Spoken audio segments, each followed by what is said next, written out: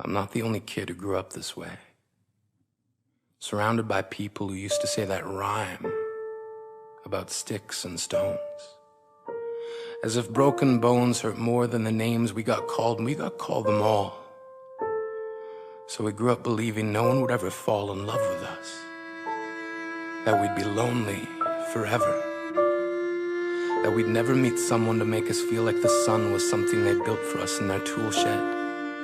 So broken heartstrings bled the blues as we tried to empty ourselves so we would feel nothing. Don't tell me that hurts less than a broken bone. That an ingrown life is something surgeons can cut away. That there's no way for it to metastasize, it does. She was 8 years old.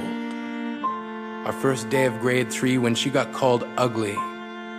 We both got moved to the back of class so we would stop getting bombarded by spitballs.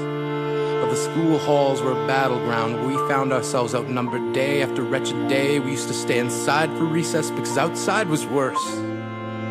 Outside we'd have to rehearse running away or learn to stay still like statues, giving no clues that we were there in grade 5. They taped a sign to the front of her desk that read, "Beware of dog." To this day, kids are still being called names. The classics were, "Hey stupid," "Hey spaz."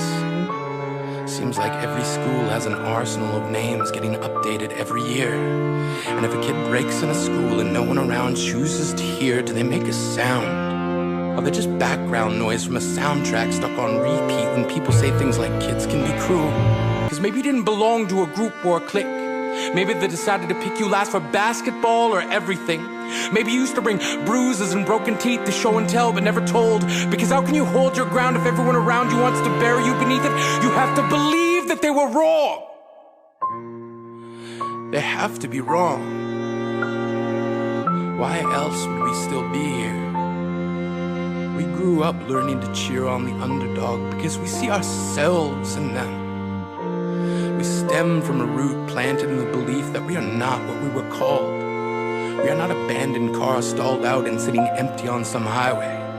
And if in some way we are, don't worry. We only got out to walk and get gas. We are graduating members from the class of we made it.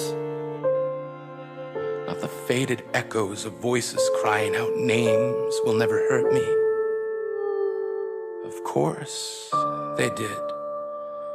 But our lives will only ever always continue to be a balancing act that has less to do with pain and more to do with beauty.